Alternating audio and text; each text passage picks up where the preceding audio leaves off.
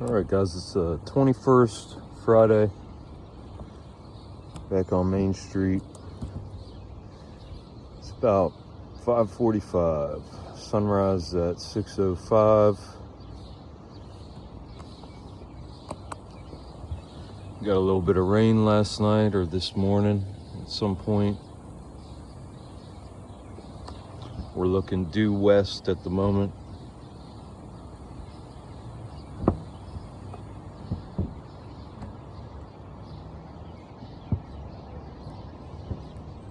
East.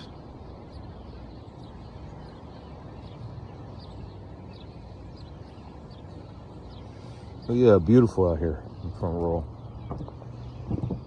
I figure I'd get in early, start today, get out even earlier. Oh. But yeah, no. I got home yesterday and my niece had written. She had done some research and written some papers yesterday, and I'm going to do a video. I had her send a copy of what she wrote to me because I'm going to do a video either today or this weekend and read what she wrote. Like I said yesterday, you know, she's highly intelligent. And she's not down here to play around, you know. She wants to heal. That's, you know, that is her desire, is to heal.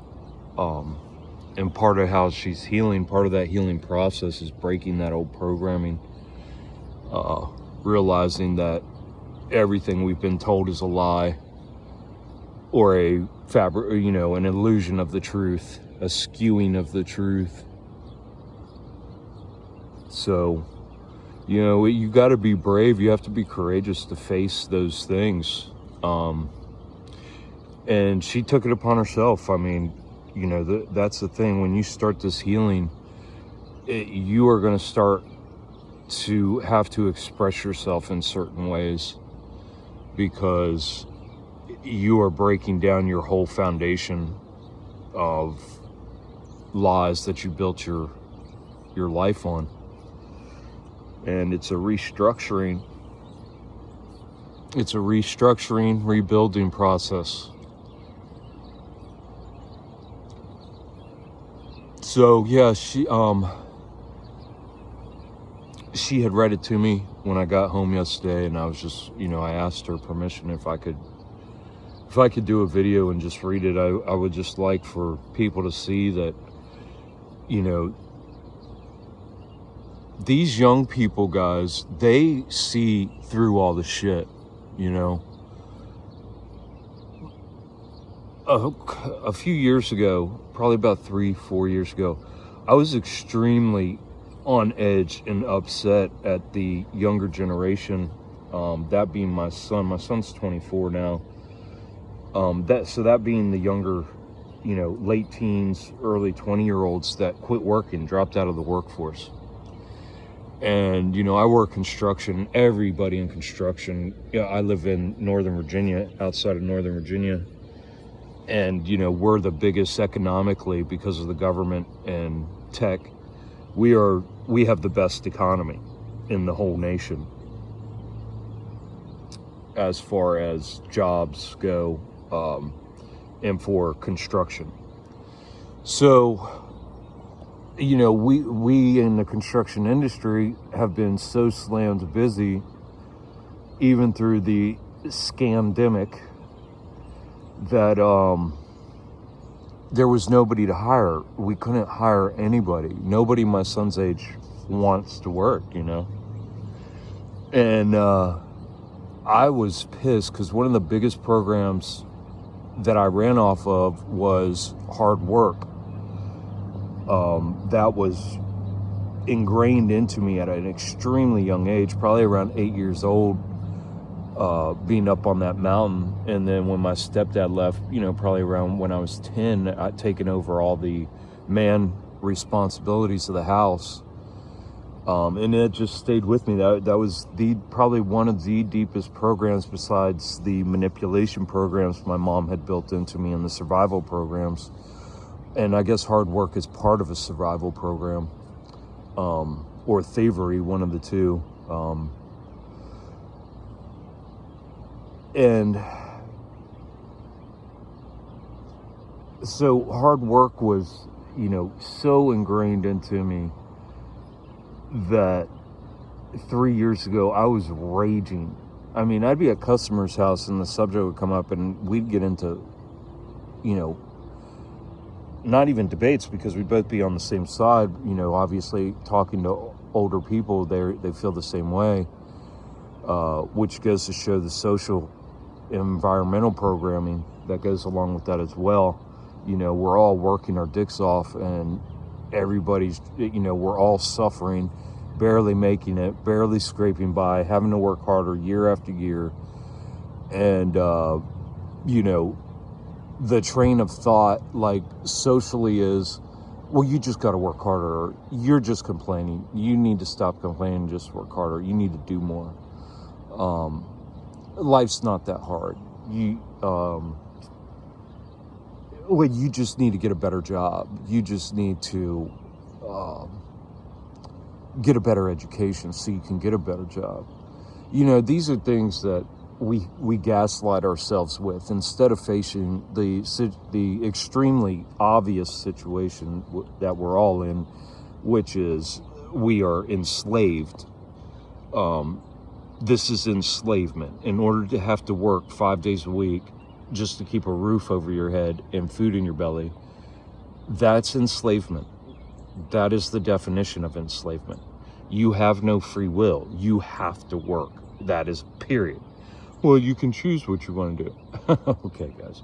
Keep on gaslighting yourselves. Keep on lying to yourselves. It's going to get you nowhere. But going back to my niece, she's at home. She can be doing whatever she wants to do. The last thing my brother said to me when I showed up there to pick her up was, well, I hope you're ready to take care of a child, because that's what she is. And that just turns my fucking stomach, guys. Because our number one responsibility in this life is to ourselves. If we have kids, that now becomes our children. If our children grow up and we have issues with them as far as their maturity or their character or anything else that we might say that they're not enough or they haven't done enough, or we make fun of them or we're passive aggressive about them, guys, your children are a reflection of you, period. And your children are 10 times better than you. So the reason when you look at your children that it disgusts you, or you want to make fun of them, or you want to put them down, or you want to say they're not enough, that is you looking in a mirror, okay? It makes me extremely, extremely sick to know that these parents have abdicated their responsibility, their number one responsibility as being human, which is their children. And they shrug it off and they say, well, look what the system did to my child. Look what my child has done to themselves. All your child requires is a safe space, guys. They have, and most of you sit here and listen to me say safe space, and you want to call me all kinds of names, whatever goes through your head, whatever, and all that goes through your head is what has been put there through your social programming. Because you guys are so socially and environmentally programmed and so stuck in groupthink and slave think, that when one of these children want to come up out of the bucket, the crab bucket, you, as an agent of the state, being the parent of that child, will do everything you can to pull that child right back down. That is disgusting, guys. You need to start realizing what you are doing. You need to start realizing the consequences of your actions. You see, your children pick up on every emotion, every anxiety, every stressor, whether it's voiced or not by you. They are picking up on all of it. This all goes back to what I've been saying about how babies are extremely empathic. They need nothing but a safe space. They need liberty. They need comfort. They need love and peace. That's all they need. They don't need to be taught. They don't need a stressed out parent. They don't need all these toys, all these bells and whistles. They don't need their own bedroom. They don't need their own crib. They don't need thousands of dollars worth of toys.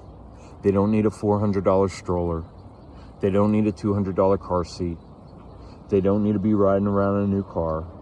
They don't need to have a 70-inch TV. They don't need to have $40 sneakers when they can't even walk. Are you getting what I'm putting down, guys? All they need is your love.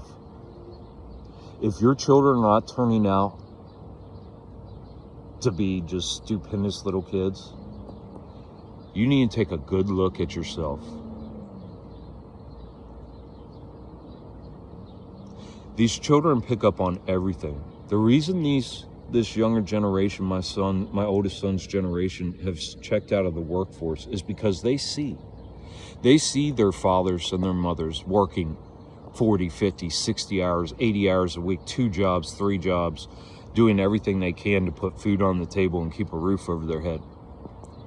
They see that they grew up with an absent parent, a parent who was there, but they never were able to establish a relationship with, because anytime their parent was physically there, they were sleeping, they were stuck in front of a screen, or they were so highly stressed that they couldn't even hold a proper conversation with their child. And that's how our children have been raised for generations now. And we look and we wonder why shit's so fucked up. You know? And people are hurting. People are hurting so badly. Let's just take economically right now, for example. People in this nation, by the hundred of millions, are hurting, are on the edge of homelessness, barely holding on, barely surviving. Don't have an extra penny in their pocket, doing everything they can to make it. And yet, those of us who have good jobs, and most of you are either tech or government that have these good jobs. You have all the insurances, you have all the guarantees that if anything happens to you, that your job's going to be there. So you have job security. You never have to worry about that. You make enough money where you have 2 new cars, you got your insurances, you got all your toys, you got a house with 12 bedrooms and you only sleep in one of them. The other 11 are empty. You know what I mean? You virtue signal constantly. The only thing you got to be proud of is all your material possessions. And as soon as you purchase something, you have to purchase something else because it just wears off so quickly.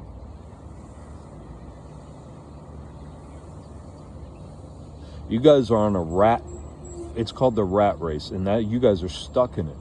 You guys are stuck on the hamster wheel. You guys are bringing slaves into this world. You keep breeding slaves because instead of facing your trauma and abuse and facing these facts that we are born into these slavery systems, and all of this is on purpose, and we are oppressed from the day we are born, and they are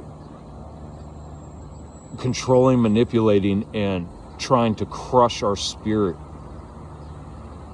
Until you face these things honestly and truthfully and start seeking truth and making truth a part of your life, you guys are stuck in the matrix. You guys are stuck in this 3D illusory hellhole. And that's fine. If you're making that decision for yourself, that's perfectly fine. You go ahead. You're hurting society. You're hurting humanity as a whole. You're participating in the matrix and you're an agent of the state. But that's fine because that's your own decision. But if you have children, guys, if you have children and you are complaining about those innocent little babies, and see, the thing is, these kids are holding on to their innocence much younger, much longer now.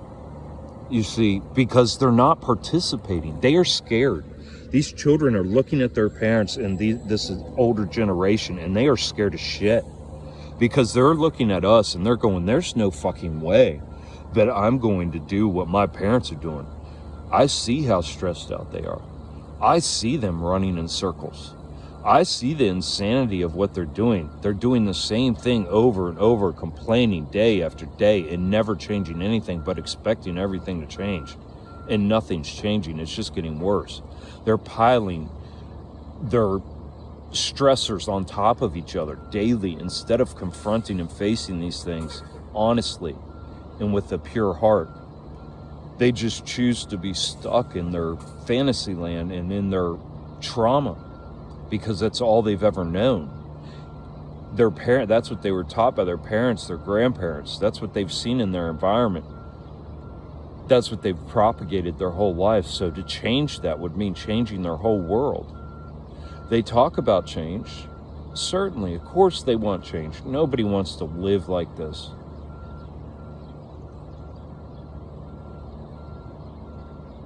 But see, that's where the whole cognitive dissonance comes in. That's where the whole slave thinking, groupthink comes in. We think very shallowly. We look around and we go, oh, everything's fucked up.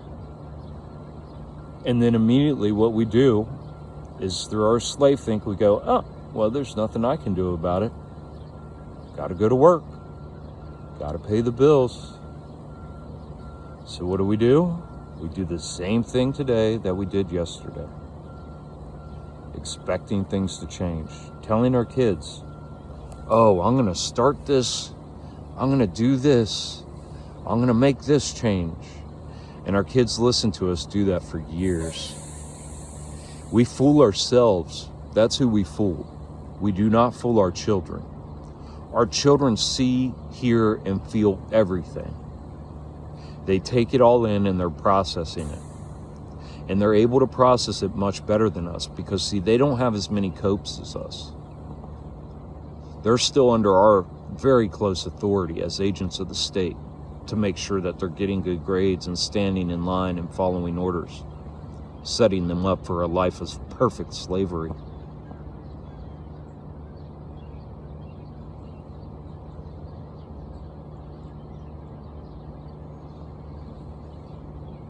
It's very sad that we do this. We do it to ourselves, we do it to each other. We do it to the ones we say we love. We don't even know what love is, guys. Until you heal, you don't even know what love is. You know love from an egotistical, selfish survival point of view. You know how to love when it's convenient for you. But that's not the definition of love, guys. Love is sacrifice. Love is being able to let go, not cling. When we say we love, what do we think? We think about clinging. We think about holding on tightly, never letting go, right?